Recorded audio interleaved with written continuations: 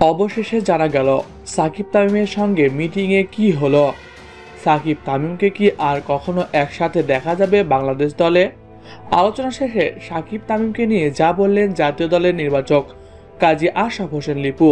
হ্যাঁ প্রিয় দর্শক, তাই বিস্তারিত জানতে হলে ভিডিওটি না টেনে শেষ পর্যন্ত দেখতে থাকুন। আর আপনি যদি আমাদের চ্যানেলে নতুন হয়ে থাকেন তাহলে এক্ষুনি সাবস্ক্রাইব করে রাখুন। বাংলাদেশ দলের অন্যতম জনপ্রিয় খেলোয়াড় সাকিব আল হাসান ও তামিম ইকবাল ছিলেন একসময় কলিজার বন্ধু।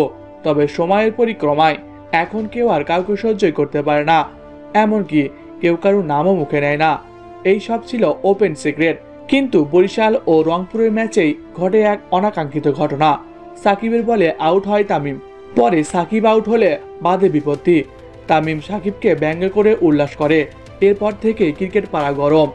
সাকিবের আউটে তামিমের এমন কাণ্ড এবারই প্রথম। এরপর দুইজনের কেউ মুখ খোলেনি এ বিষয় নিয়ে। তবে এমনটা দেখে খুশি নয় জাতীয় দলের নির্বাচক। তিনি বলেন, খেলার মধ্যে এটা হলে ঠিক ছিল, তবে আমি এটা নিশ্চিত, তবে এটা খেলার অংশ নয়, এটা তাদের ব্যক্তিগত রেষারেষি। আপনারা সবাই জানেন সাকিব তামিমের মধ্যে সম্পর্কটা কেমন। এমনটা থাকলে আমরা কিভাবে তাদের মধ্যে সমাধান আনতে পারি, তাদের মধ্যে হয়েছেটা কি আমরা এই নিয়ে জানতে চাই। সাকিব ও তামিম ইকবালের সাথে আমরা আলোচনা করতে চাই, তাদেরকে আবারও একসাথে দলের জন্য দেখতে চাই।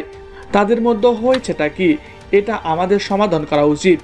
এই লক্ষ্যে সাকিব তামিমকে নিয়ে গতকাল রাতে আলোচনা সভা হয় বিসিবির কার্যালয়ে। সেখানে সাকিব শ্রীলঙ্কার বিপরীতে কোনো ম্যাচই খেলবেন না বলে ছুটি চেয়েছে বিসিবি সভাপতির কাছে।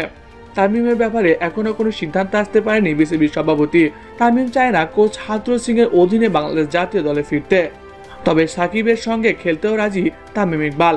তো প্রিয় দর্শক, তামিম ইকবাল নাকি সাকিব আল হাসান, এদের মধ্যে আপনার প্রিয় খেলোয়াড়কে কমেন্ট করে জানিয়ে দিন। এছাড়াও খেলাধুলার সকল আপডেট সবার আগে পেতে হলে আমাদের চ্যানেলটি সাবস্ক্রাইব করতে ভুলবেন না।